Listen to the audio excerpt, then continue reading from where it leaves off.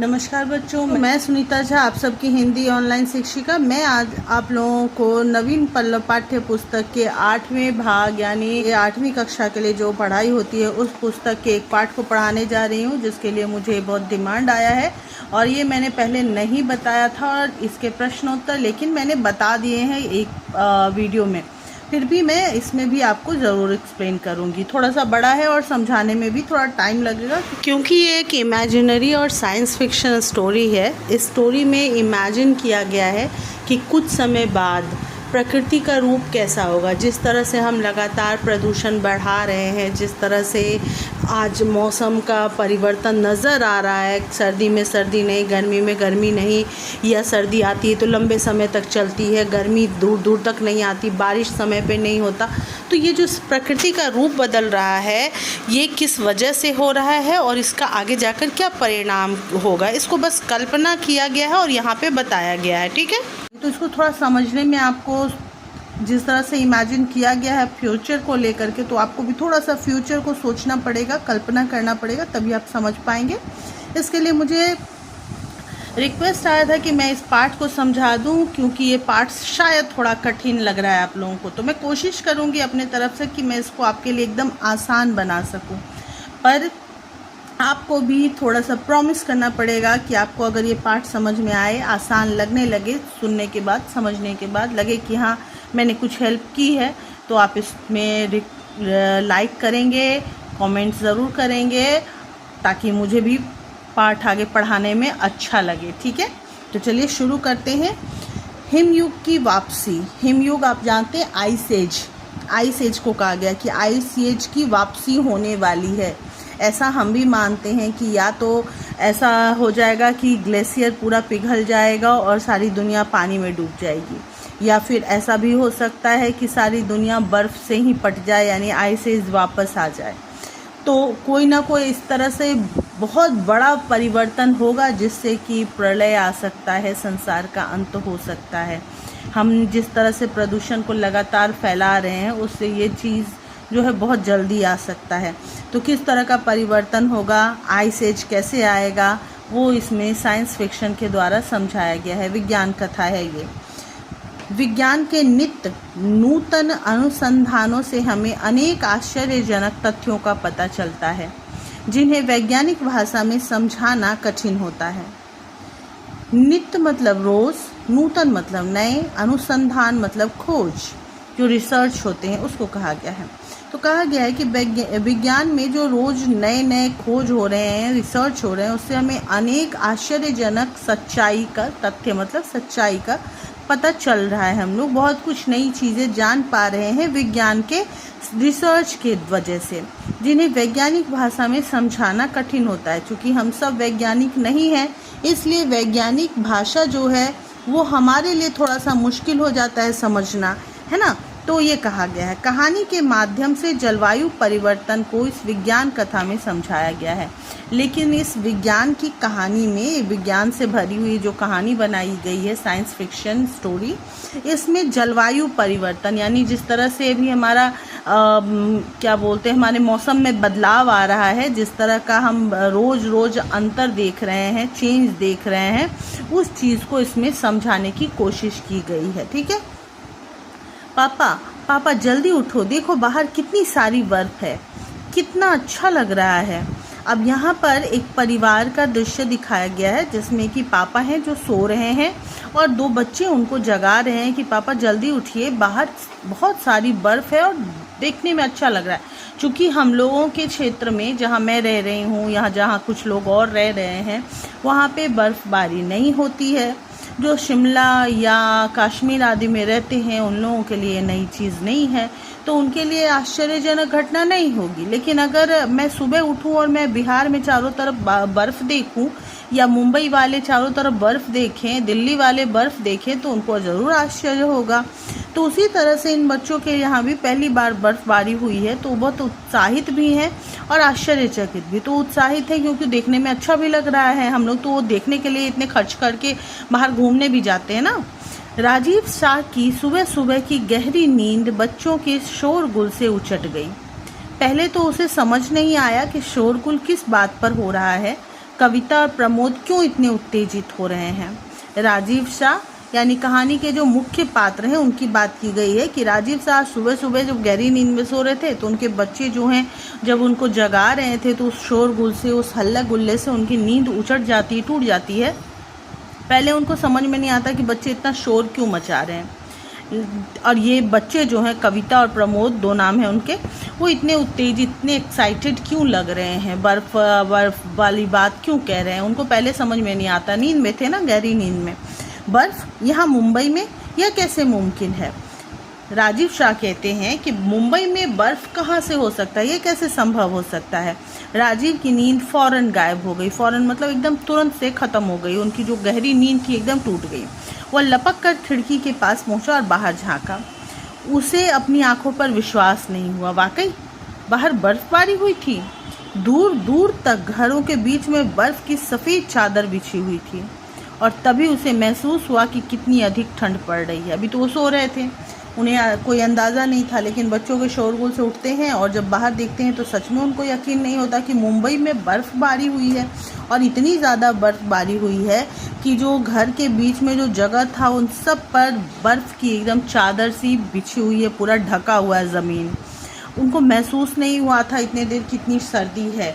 अभी तो वो सो के उठे थे और अचानक आश्चर्यजनक खबर मिल गई थी। लेकिन जैसे ही उन्हें बर्फ़ दिखा और अपने हालत पे उनका ध्यान गया तो उन्हें महसूस हुआ कि अच्छा, सच में ठंड भी बहुत अधिक बढ़ गई है। बच्चों ने तो 2-2 स्वेटर तक चढ़ा लिए थे। गर्म कपड़ों के नाम पर उनके पास वही स्वेटर थे। अब मुंबई में ज़्यादा गर्म कपड़े कोई क्यों रखेगा जहाँ इतनी ज़्यादा ठंड ही नहीं होती है। तो वहाँ पे 2-2 स्वेटर थे, तो जो स्वेटर उनके पास थे दोनों उन्होंने पहन लिए थे। उनके पास उतने ही बचे हुए थे, उतने ही थे ही। गर्म कपड़ों के नाम पर बस वही रखा हुआ था उनके पास, क्योंकि मुंबई में ज़्यादा सर्दी नहीं होती तो ज़्यादा ओवरकोट और ये सब रखने की ज़रूरत नहीं पड़ती थी। वैसे भी मुंबई में गर्म कपड़ों की ज़रूरत किसे पड़ती है, ज़रूरत ही नहीं है वहाँ पे। यह स्वेटर भी उन्होंने पिछले साल ऊटी में खरीदे थे और तब उन्होंने सपने में भी नहीं सोचा था कि एक दिन मुंबई में उनकी ज़रूरत पड़ेगी। तो ये जो स्वेटर उन्होंने पहना था उतनी ठंड भी नहीं पड़ती थी मुंबई में, तो उनको ज़रूरत नहीं थी खरीदने की। लेकिन जब वो ऊटी गए थे घूमने के लिए तो वहाँ पे जब सर्दी उनको लगी थी तब उन्होंने 2-2 स्वेटर खरीदे थे। और उन्होंने उस समय इमेजिन नहीं किया था कि मुंबई में इतनी ठंड पड़ेगी और उनको पहनना पड़ेगा। लेकिन 1 साल के अंदर ही, जो पिछले साल उन्होंने ऊटी में ख़रीदा था, उससे अभी 1 साल ही ऐसा बीता है कि उन्हें यहाँ पे इतनी सर्दी लग रही कि एक साथ 2 स्वेटर पहने हुए हैं। और अभी पहन सकते थे और नहीं है इसलिए इतना ही पहना है। नहीं, नीचे मत जाओ, ठंड से सिहरते हुए राजीव बोला। और फिर अपने चारों ओर शॉल लपेटते हुए उसने भी हथियार डाल दिए। हम छत पर चलेंगे, लेकिन पहले जूते मोजे पहन लो। बच्चे जो यहाँ पे रिक्वेस्ट कर रहे हैं कि पापा क्या हम नीचे जाकर बर्फ़ में खेल सकते हैं, क्योंकि बर्फ़ पहली बार उन्होंने अपने क्षेत्र में देखा था तो बर्फ़ में खेलने का एक्साइटमेंट था। तो ये जो प्रश्न था उसका उत्तर उन्होंने दिया कि नहीं, नीचे मत जाओ खेलने के लिए। लेकिन फिर थोड़ी देर में उन्होंने हथियार डाल दिया, यानी हार मान लिया, क्योंकि बच्चे बहुत एक्साइटेड थे बर्फ़ में खेलने के लिए और इनका खुद भी मन था उस सिचुएशन को गहराई से और नज़दीकी से समझने का। इसलिए वो हार मानते हैं और कहते हैं कि चलो हम लोग छत पर चलते हैं, लेकिन पहले ठंड से बचने के लिए जूते मोजे पहन लो। प्रमोद और कविता दौड़कर पहले ही छत पर पहुंच गए। राजीव ने भी एक और मोटा शॉल निकाल लिया। उसकी दिली इच्छा हो रही थी कि उनके पास भी कोई हीटर होता। ठंड इतनी ज़्यादा हो रही थी कि एक मोटा शॉल ओढ़ने के बाद भी वो चाहते थे कि कोई हीटर होता काश, लेकिन वहाँ पर हीटर रखने की किसी को ज़रूरत ही नहीं थी, क्योंकि घर वैसे ही काफ़ी गर्म होते थे, तो वहाँ पे हीटर कोई क्यों रखेगा। तो इसलिए उनकी बड़ी इच्छा हो रही थी कि काश मेरे पास एक हीटर होता, लेकिन ऐसा तो था नहीं। यहाँ तक कि कोयले वाली अंगीठी से भी काम चल जाता। अंगीठी मतलब चूल्हा, तो ना हो एक हीटर तो कम से कम कोयले वाला चूल्हा हो, जिससे कि रूम गर्म हो सके और आराम से रहा जा सके, क्योंकि बर्फ़बारी हो रही है, बहुत ठंड होगी। अब ये देखिए यहाँ पे चित्र दिखाया गया कि किस तरह से छतें, ज़मीन सब बर्फ़ से ढक गए हैं, है ना, क्योंकि बर्फ़बारी हुई तो सब जगह बर्फ़ गिरेंगे। पिछले 1 हफ्ते से जलवायु में जो बदलाव आ रहे थे उसी की परिणति थी यह बर्फ़। परिणति मतलब परिणाम। तो पिछले 1 हफ्ते से जलवायु लगातार उतार चढ़ाव में था, बदल रहा था, और उसके परिणाम स्वरूप आज ये बर्फ़ गिर रही थी। आमतौर पर तापमान 15 डिग्री सेल्सियस तक गिरने पर ही मुंबई वाले शोर मचाने लगते हैं कि ठंड पड़ रही है। वहाँ पे ज़्यादा ठंड होती नहीं थी है, इसीलिए 15 डिग्री तक ही अगर पहुँचता है तभी बहुत ज़्यादा वहाँ के लोगों को ठंड महसूस होने लगती है, क्योंकि वहाँ ज़्यादा ठंड होती नहीं है। कल दिन का तापमान मुश्किल से 5 डिग्री पहुँचा था और रात में 0 डिग्री हो गया, लेकिन जो आम तौर पर जो मौसम होता था उससे बहुत ज़्यादा नीचे यहाँ पे पहुँच गया था। दिन के समय में 5 डिग्री, जो 15 डिग्री भी बर्दाश्त नहीं कर पाते थे, उस जगह पे 5 डिग्री दिन के समय में पहुँच गया था। और रात में तो वो ठंड, वो जो तापमान था इतना नीचे गिर गया था कि वो 0 डिग्री पे चला गया था। ठीक है, लेकिन किसी को भी उम्मीद नहीं थी कि बर्फ़ भी पड़ने लगेगी। अब 0 डिग्री होगा या माइनस पे आएगा तो बर्फ़ तो गिरेगी ही ना, लेकिन ऐसा वहाँ पे किसी को उम्मीद नहीं था कि मुंबई में बर्फ़ पड़ने लगेगी। इस बर्फ़बारी ने मौसम के अच्छे अच्छे पंडितों के मुंह बंद कर दिए थे। जो हम लोग सुनते हैं ना, न्यूज़ में आता है, हम लोगों को फोरकास्ट बताया जाता है, तो मौसम के जानकार ही होते हैं और जानकार को ही पंडित कहा जाता है। तो यहाँ पर वही दिखाया गया कि ये जो मुंबई जैसी जगह पे जहाँ पे बर्फ़ होने की आशंका भी नहीं है, वहाँ पे जब बर्फ़ गिरता है तो मौसम के जानकारों के मुंह बंद हो जाते हैं। मुंह बंद हो जाना मतलब जिनके पास कोई जवाब नहीं रह जाए कि क्या इसका उत्तर हो सकता है, ऐसा अनहोनी, ऐसी अविश्वसनीय घटना घट जाने की वजह से। जल्दी आओ पापा, बच्चे छत पर चले गए थे तो वो पापा को भी बुला रहे हैं। छत की ऊपरी सीढ़ी से प्रमोद चिल्लाया। अपार्टमेंट के सबसे ऊंची मंजिल पर बने इस फ्लैट के मालिक होने के नाते छत पर भी उन्हीं का अधिकार था। ये लेखक के जो फ्लैट है वो उनके अपार्टमेंट का सबसे ऊपरी मंजिल पर है। अब ऊपरी मंजिल पर जो रहता है, छत पर भी जाने का हक उसी का रहता है, छत के देखभाल का भी जिम्मेदारी उसी के ऊपर रहता है। इसीलिए वो कहते हैं कि उनका अपना अधिकार था, इसीलिए छत पर खेलना बच्चों के लिए भी इजी था। मुंबई जैसे शहर में ये बड़े शान की बात थी। जिस जगह पे लोगों को आंगन या ज़मीन देखने को नहीं मिलता, वहाँ पर उतना बड़ा छत इनके अंदर में था, इनके अधिकार में था। तो ये बड़ी शान की बात मानी जाती है मुंबई जैसे जगह पे, जहाँ पर इतना ज़्यादा जगह का कमी रहा हो।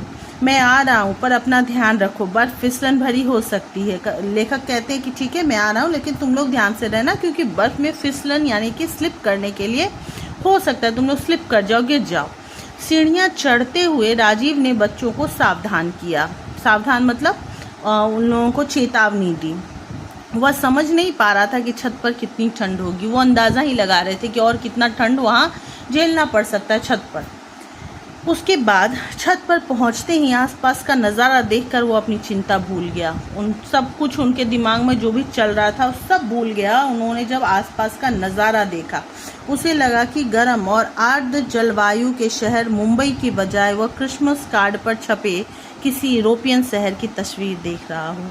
वो जब आसपास की जो दशा देख रहे थे, जो परिस्थिति नज़र आ रही थी, सीन जो दिख रहा था, वो देख करके उनको क्रिसमस कार्ड पर जो बना हुआ चित्र दिखता है ना, जो हम लोग देखते हैं क्रिसमस कार्ड पे, बिल्डिंग होते हैं, चारों तरफ बर्फ़ होते हैं और उसमें एक क्रिसमस ट्री बना होता है, तो वो बर्फ़ इन लोगों को चारों तरफ बिछा हुआ इनको दिख रहा था। ऐसा लग रहा था जैसे कि क्रिसमस कार्ड वाला सीन यहाँ पर चालू हो चुका है। ठीक है, अब इस लाइन को एकदम वर्ड बाय वर्ड मैं समझा रही हूँ, ध्यान से सुनिएगा। यहाँ पे कह रहे हैं लेखक कि जब वो छत पे गए तो उनकी सारी चिंता ही खत्म हो गई जो वो सोच रहे थे, और उन्होंने जब आसपास देखा तो क्या देख रहे हैं कि मुंबई जैसे गर्म और मॉइस्चर यानी कि ह्यूमिडिटी से भरी हुए शहर में जो जहाँ पे बहुत गर्म जलवायु रहता है, मौसम रहता है, उस जगह पर वो आसपास का दृश्य जो है वो किसी यूरोपीय शहर जैसा दिख रहा था। जैसा ठंड के समय में यूरोपीय शहरों में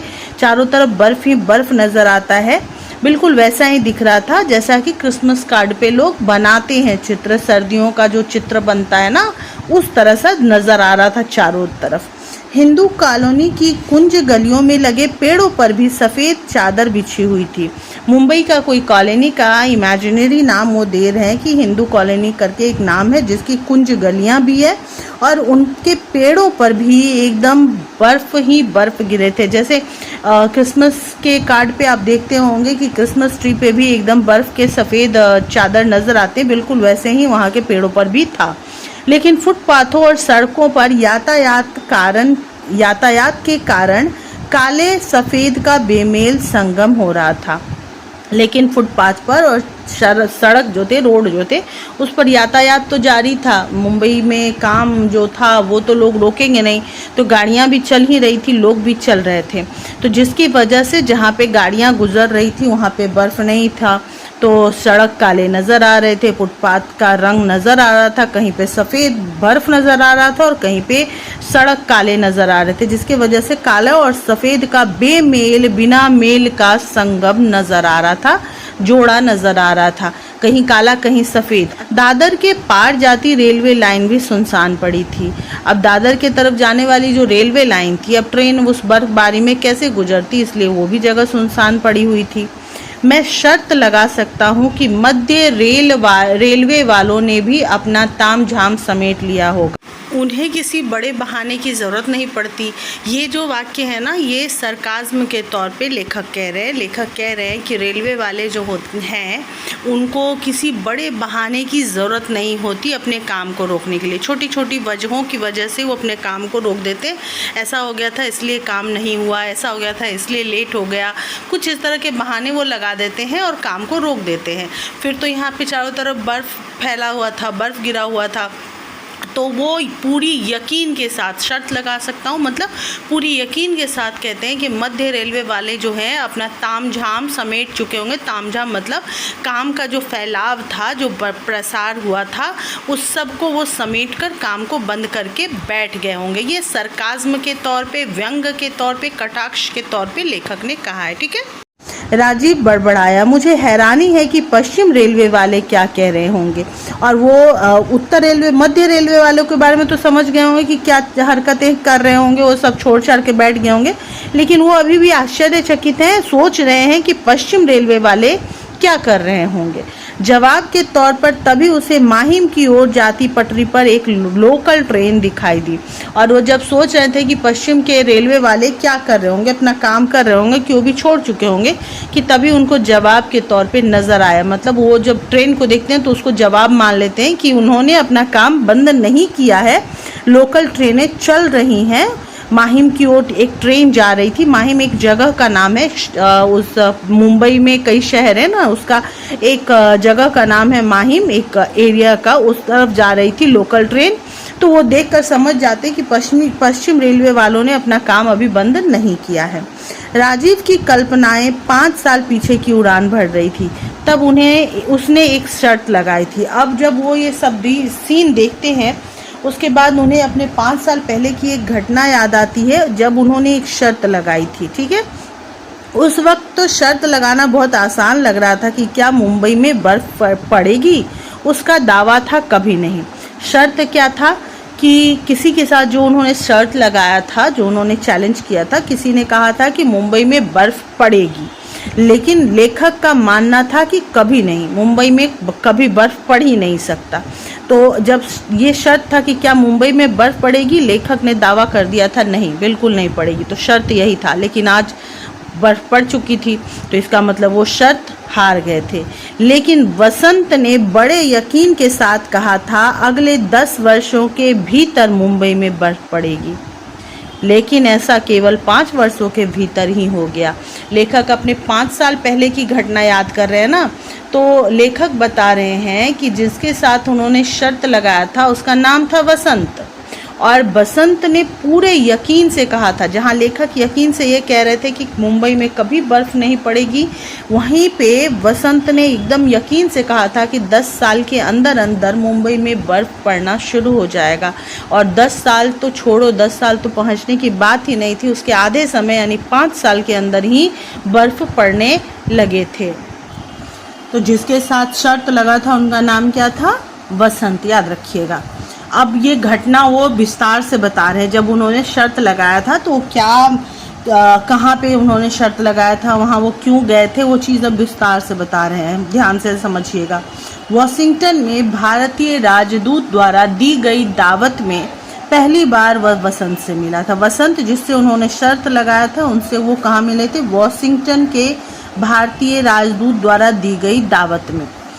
वसंत यानी प्रोफेसर बसंत चिटनिस जो उस दौरान अमेरिका में जगह जगह पर व्याख्यान दे रहे थे। व्याख्यान मतलब वो अपना भाषण दे रहे थे जगह जगह पर। किस विषय में?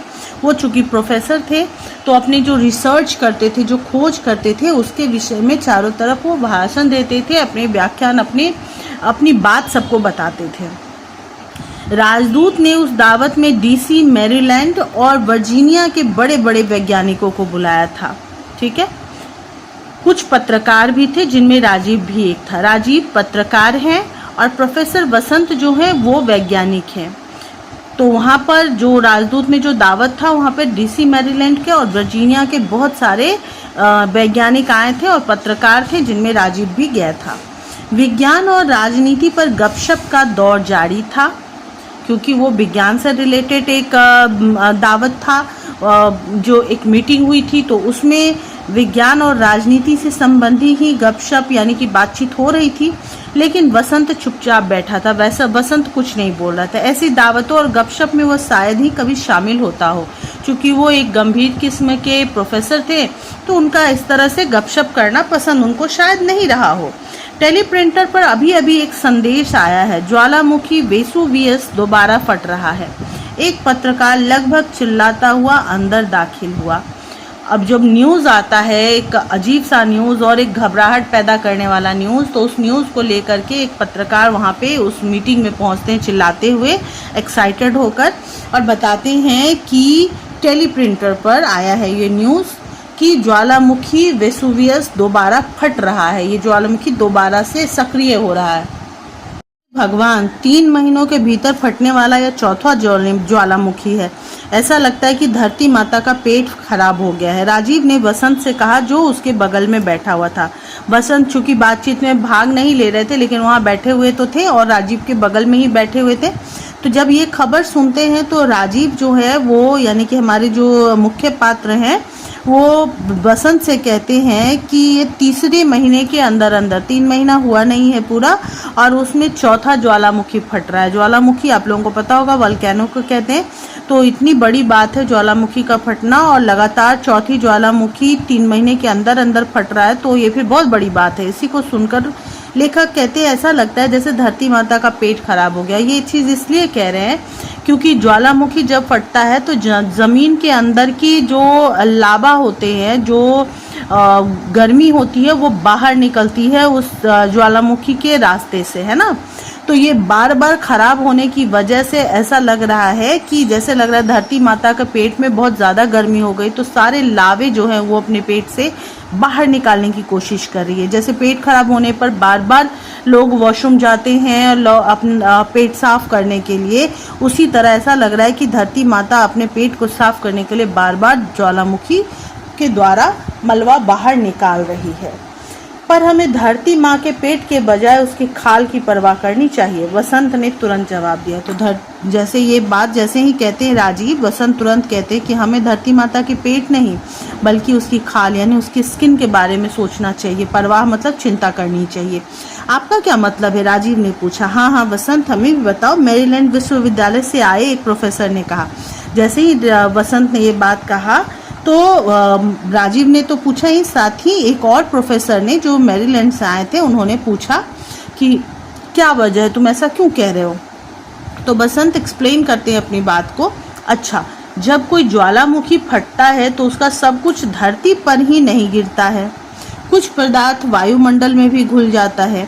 वह निर्भर करता है कि कितना, क्योंकि एक निश्चित स्तर पार करने पर प्रकृति का संतुलन बिगड़ जाता है। मुझे डर है कि हम उस सीमा को अगर पार नहीं कर गए हैं तो उसके निकट तो पहुंच ही गए हैं, वसंत ने गंभीरतापूर्वक बताया। अब वसंत जो एक्सप्लेन कर रहे हैं उसमें कह रहे हैं कि अच्छा मान लीजिए जब कोई ज्वालामुखी फट रहा है, ठीक है, तो यहाँ से लावा गिर रहा है मान लीजिए, तो लावा के साथ चूंकि ये बहुत गर्म है, इसके साथ बहुत सारे गैस भी निकलते होंगे, है ना। तो वो गैस तो ज़मीन पर नहीं जा रहा है, ज़मीन पे ये लावा जा रहा है, ये मलबा बन के गिर रहा है ज़मीन पर। हाँ, तो ज़मीन तो इतना दूर प्रदूषित हो ही रहा है, लेकिन जो इससे गैस निकल रहा है वो तो जा कर के हवा में मिल रहा है ना।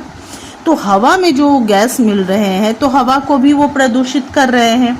कर रहे हैं, तो उसी चीज़ को बताया जा रहा है कि धरती पर तो जो गिरना होता है लावा को, वो गिरता ही है, मलबा तैयार हो रहा है धरती पर, लेकिन उसके कुछ पदार्थ जो है वायुमंडल यानी कि हमारे जो चारों तरफ हवा है, जो वायुमंडल है, जो पर्यावरण है, उस हवा में, उस वायुमंडल में भी तो वो गैस घुल मिल रहा है ना, जिसको क्यों प्रभावित कर रहा है, प्रदूषित कर रहा है। और वो डिपेंड करता है, हर ज्वालामुखी पर डिपेंड करता है कि कितना गैस निकल रहा है और कितना वो हवा में मिल पा रहा है ना, वो डिपेंड करता है। ज्वालामुखी के विकरालता, उसमें कितना लावा निकला, उस पर डिपेंड करता है, क्योंकि एक निश्चित स्तर पार करने पर प्रकृति का संतुलन बिगड़ जाता है। ऐसा इसलिए लेखक के दोस्त बता रहे हैं क्योंकि अगर गैस थोड़ा बहुत तो हवा में वैसे भी मिलता है और रहता भी है, लेकिन हवा में बहुत ज़्यादा जब गैस मिल जाए, जब बहुत ज़्यादा प्रदूषित हवा हो जाए, तो हवा का, प्रकृति का संतुलन बिगड़ ही जाएगा। क्योंकि हवा में एक निश्चित मात्रा में ऑक्सीजन होना चाहिए, जो भी निश्चित मात्रा में कार्बन डाइऑक्साइड होना, जो मतलब जो भी गैसेस हैं वो निश्चित मात्रा में होना चाहिए। थोड़ा बहुत ऊपर नीचे हवा बर्दाश्त कर सकता, पृथ्वी बर्दाश्त कर सकती है, लेकिन अगर बहुत ज़्यादा पहुंच जाए, एक स्तर को पार कर जाए, तो संतुलन बिगड़ेगा ना, बैलेंस बिगड़ जाएगा ना हवा का और प्रकृति का। और प्रकृति का बिगड़ेगा तो मतलब इंसान, जानवर, पूरे संसार का, धरती का संतुलन बिगड़ जाएगा। तो और दूसरा, वसंत साथ ही साथ ये भी कहते हैं कि मुझे डर है, वो आशंका जताते हैं कि हम उस सीमा को अगर पार नहीं कर गए हैं, कौन सा सीमा, निश्चित स्तर को पार करना, प्रकृति को पूरी तरह से बिगाड़ने की सीमा को हम अगर पार नहीं कर गए हैं, तो उसके निकट यानी पास तक तो ज़रूर पहुंच गए। यानी हम अगर प्रकृति का बैलेंस यहाँ पे है, तो अगर हम इस चीज़ को पार नहीं कर गए हैं, तो कम से कम यहाँ तक तो हम ज़रूर ही पहुँच गए हैं कि अब एकदम जल्दी ही हम इस सीमा को क्रॉस कर देंगे, उसके निकट पहुँच गए हैं। ऐसा कहकर वसंत बहुत गंभीर रूप से शांत हो जाते हैं। तो प्रकृति का संतुलन बिगड़ जाएगा, फिर उससे क्या होगा? किसी सनसनीखेज कथा की उम्मीद में एक अमेरिकी खबरनवीस पेन और पैड निकालकर तैयार हो गए, और जैसे ही वसंत ने ये बात कही, जो उन्होंने अपने खोज में पाया था, वो बात बताई है उन्होंने कि हमारी प्रकृति में का जो वायुमंडल है, उसका संतुलन बिगड़ने वाला है, या तो बिगड़ चुका है या फिर बिगड़ने वाला है, यानी हम बर्बादी के बिल्कुल निकट पहुंच गए। उन्होंने अपना रिसर्च बताया। तो जैसे ही उन्होंने ये बात कहा, तो एक खबरनवीस यानी कि एक रिपोर्टर जो था, अमेरिकी रिपोर्टर, वो अपना पेन और पैड निकालकर तैयार हो गया। उसे लगा कि ज़रूर अब कोई सनसनीखेज, बहुत एक्साइटमेंट वाली न्यूज़ उनको मिलने वाली है, कहानी उनको मिलने वाली है। तो वो एकदम से पेन पैड लेकर के तैयार हो जाते हैं और साथ ही प्रश्न भी करते हैं कि अगर प्रकृति का संतुलन बिगड़ जाएगा तो क्या होगा उससे। उसकी आंखों में सीधे देखते हुए वसंत ने उल्टा सवाल कर दिया। वसंत ने जवाब नहीं दिया, बल्कि उल्टा उनसे सवाल ही किया, उसको देखते हुए कि कल्पना करें कि मैं अपनी सलाह दूं कि आप अपनी राजधानी वॉशिंगटन से हटाकर होनोलुलु ले जाएं। जैसे उन्होंने ये कहा कि आप मतलब इमेजिन करें कि मैं आपसे कहता हूँ कि आप अपनी राजधानी जो है वॉशिंगटन से हटा दें, क्योंकि अमेरिकी खबरनवीस था ना, रिपोर्टर था ना, तो उसको कहते हैं कि मान लीजिए कि मैं कहूँ कि अपने अमेरिका का जो आपका जो राजधानी है, कैपिटल है, उसको वॉशिंगटन से हटाकर होनोलुलु लेके चले जाएं, वहाँ अपना आप कैपिटल बना लें। तो उस बात पर खबरनवीस पूछता है कि पर उसकी ज़रूरत ही क्यों पड़ेगी, क्यों हमें चेंज करने की क्या ज़रूरत है? तो वसंत फिर जवाब देते हैं, क्योंकि आप खबरनवीसों को पहेलियाँ बुझाना अच्छा नहीं लगता, मैं उसका जवाब भी दूंगा। तो वसंत उसके तुरंत बाद, चूँकि ये जैसे ही पूछते हैं रिपोर्टर, उसी में उस कहते हैं क्योंकि आप लोगों को पहेली मैं बुझाऊं, ये मुझे अच्छा नहीं लग रहा है, मुझे आपको न्यूज़ बताना चाहिए, आपको खबर बतानी चाहिए, ना कि पहेली बुझानी चाहिए, इसलिए मैं इसका जवाब भी आपको खुद ही दे दूंगा। और मुस्कुराते हुए वसंत ने कहा कि हिमयुग के आने से आपको न्यूयॉर्क, शिकागो और यहाँ तक कि वॉशिंगटन जैसे उत्तरी शहर खाली करने पड़ेंगे। न्यूज़ देते हुए क्या जवाब देते हैं कि चूँकि हिमयुग आने वाला है और हिमयुग आने के वजह से, हिमयुग के आने के कारण आपको न्यूयॉर्क, शिकागो और वॉशिंगटन सबको खाली करना पड़ेगा। जितने भी उत्तरी शहर हैं उन सबको खाली करना पड़ेगा। चूँकि उत्तरी गोलार्ध में बहुत ज़्यादा बर्फ़ होता है तो वो जगह जो है जल्दी और ज़्यादा इफ़ेक्टेड होगा, इसलिए आपको वो जगह खाली करने पड़ेंगे। जितने भी उत्तरी शहर हैं उन सबको खाली करना पड़ेगा। इससे पहले कि प्रोफेसर बसंत और कुछ बता पाते, विदेश मंत्रालय से एक खास मेहमान के आने से उनकी बातचीत में व्यवधान पड़ गया। अब वो अपनी इस बात को एक्सप्लेन करते हैं कि ऐसा क्यों होगा, क्यों हिमयुग आने वाला है और हिमयुग आएगा तो उत्तरी शहरों को क्यों खाली करना पड़ेगा। कोई विदेश मंत्रालय से खास मेहमान आ गए थे, कोई मेहमान आ गए खास, तो जिसकी वजह से व्यवधान यानी बाधा आ गया बातचीत में। जो बातचीत हो रही थी उसमें रुकावट पड़ गई और वसंत जो है अपनी बात को वहीं पर छोड़ देते। फिर आम बातचीत होने लगी, लेकिन राजीव वसंत को थोड़ा और कुरेदना चाहता था। लेकिन चूंकि जो बात हो रही थी बड़ी इंटरेस्टिंग थी और बहुत बड़ा चेंज होने वाला था, इस वजह से राजीव के मन में उथल पुथल मचा हुआ था। वो जानना चाहते थे और भी इस बात को, तो वो उनको कुरेदना चाहते थे, उनसे सवाल करना चाहते थे। अतः जैसे ही बातचीत का मौका मिला उसने सीधे मतलब की बात की, और जैसे ही उनको फिर से थोड़ा सा भी समय मिला कि हाँ बसंत से बात की जा सकती है, उन्होंने तुरंत अपने मुद्दे पे अपनी बात शुरू कर दी। कोई इधर उधर की बात नहीं की। आप अपने सभी दावों को ठोस सबूतों के साथ पेश करने के लिए विख्यात है, लेकिन क्या हिमयुग के बारे में आपकी भविष्यवाणी कुछ दूर की कौड़ी नहीं लगती। अब प्रश्न वो क्या करते हैं कि वसंत के बारे में कहते हैं कि आप किस चीज़ के लिए विख्यात है, प्रसिद्ध हैं। विख्यात मतलब प्रसिद्ध, फेमस, कि आप फेमस है इस बात के लिए कि आप जो भी दावा करते हैं, वैज्ञानिक रूप से आप दावे करते हैं कि ऐसा होगा, ऐसा नहीं होना चाहिए, ये हुआ है। वैज्ञानिक जो दावे करते हैं वो अपने ठोस सबूत के साथ किया करते थे। वसंत कोई सबूत, कोई प्रूफ देते थे कि ऐसा होगा, ऐसा होना चाहिए, तो आप इसी के लिए विख्यात है। लेकिन जो आप हिमयुग की बात कर रहे हैं, ये भविष्यवाणी जो आप कर रहे हैं कि हिमयुग आने वाला है, ये बड़ी दूर की कौड़ी, दूर की कौड़ी एक मुहावरा है, कहने का मतलब बड़ी दूर की बात लग रही है। ऐसा होने की संभावना या तो नहीं है या फिर सदियों बाद हो सकती है। तो ये दूर की कौड़ी आपको नहीं लगती है कि आपने कोई बहुत लंबी बात बोल दी, बहुत लंबी बात फेंक दी है, आपको ऐसा नहीं लगता है। उसके साथ ही कहते हैं, अवश्य ही मैं आपके क्षेत्र का नहीं हूँ, मगर मेरा मानना है कि अगले हजारों साल तक कोई हिमयुग नहीं आएगा, बशर्ते कि हमारा पारंपरिक ज्ञान। उसके बाद उनके बात को बसंत काट देते हैं। लेखक कहते हैं कि मैं आपके क्षेत्र का नहीं हूँ, जहाँ के आप हैं, जहाँ आप रहते हैं, मैं वहाँ का नहीं हूँ, लेकिन मैं ये बात मानता हूँ कि अगले हजारों साल तक कोई हिमयुग नहीं आएगा, ऐसा लेखक का मानना है। चूँकि हाँ, बसंत कह रहे हैं कि हिमयुग आने वाला है और आपको अपने उत्तरी शहर जो है संसार के, उन सबको खाली कर देने चाहिए।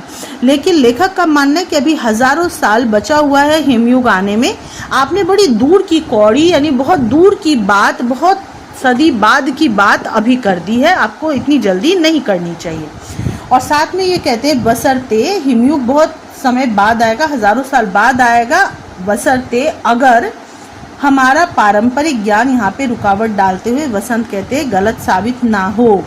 लेखक कहते हैं कि हमारा पारंपरिक ज्ञान, तो उसकी बात को पूरा करते हुए वसंत कहते हैं कि गलत साबित ना हो। तो पारंपरिक ज्ञान मतलब हमें जो बहुत पुराने समय से नॉलेज पता है, जो हम जानते हैं कि इतने साल, इतनी सदियों बाद प्रलय आएगा या फिर से बर्फबारी होगी, ये सब जो है हम लोग बहुत पहले से भविष्यवाणी करते आए हैं। अगर वो गलत नहीं साबित होगा तभी जल्दी हिमयुग आएगा, नहीं तो हजारों साल लगेंगे, ऐसा लेखक कहते हैं। पापड़ खाते हुए वसंत ने उसकी बात पूरी करते हुए कहा। ये बात जो है वो लेखक कहना चाहते थे, लेकिन लेखक की बात को पूरी किया है वसंत ने, कि आपका मानना है कि आपका पारंपरिक ज्ञान के अनुसार कि हजारों साल बाद हिमयुग आएगा, अगर वो ज्ञान गलत हो गया तभी हिमयुग जल्दी आएगा, ऐसा लेखक मानते हैं। लेकिन बसंत कहते हैं कि मैं साबित कर सकता हूँ कि अगर हमारे वर्तमान पारिस्थितिकी तंत्र में प्रकृति का संतुलन यूं ही बिगड़ता गया तो 10 साल के भीतर ही यह मुसीबत आ जाएगी। लेकिन मिस्टर शाह, आपको डरने की ज़रूरत नहीं, मुंबई में आप सुरक्षित हैं। भूमध्य रेखा के दोनों ओर उत्तर दक्षिण में 20 डिग्री अक्षांश तक की पट्टी को सुरक्षित रहना चाहिए। लेखक को बताते हुए कहते हैं कि आप जो भी कह रहे हैं वो अलग चीज़ है, लेकिन मैं साबित कर सकता हूँ कि अगर जिस तरह से हम अपने प्रकृति को अभी बिगाड़ रहे हैं, उसी तरह हमारे वर्तमान पारिस्थितिक तंत्र में इसी तरह अगर प्रकृति का संतुलन यूं ही बिगड़ता रहा तो 10 साल के भीतर भीतर हिमयुग वाली मुसीबत आ जाएगी। ये मुसीबत 10 साल के भीतर आ जाएगी अगर हम इसी तरह से अपने प्रकृति के साथ खिलवाड़ करते रहे तो, बसंत कहते हैं।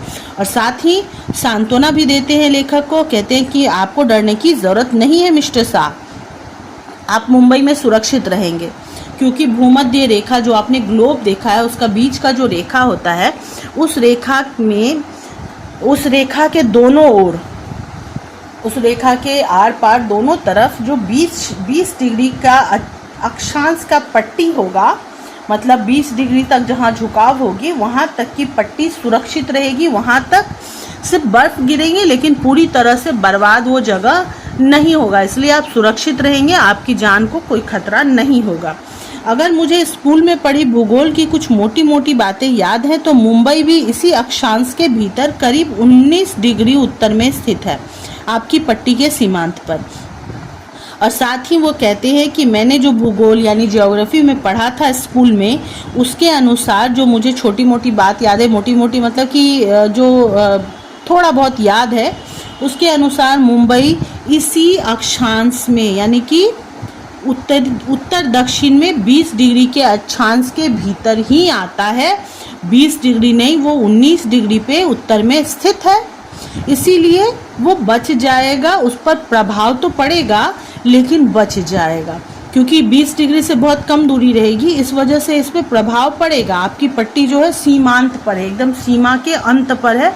जिस डिग्री तक नुकसान होने वाला है, जिस सीमा तक, उसके एकदम सीमा पर है, बॉर्डर पर है, इसलिए आप सुरक्षित रहेंगे, सिर्फ थोड़ा बहुत प्रभाव पड़ेगा। तो हम मुंबई वालों को बर्फबारी और अन्य सब चीज़ों के साथ असली शीतलहर का सामना करना पड़ सकता है।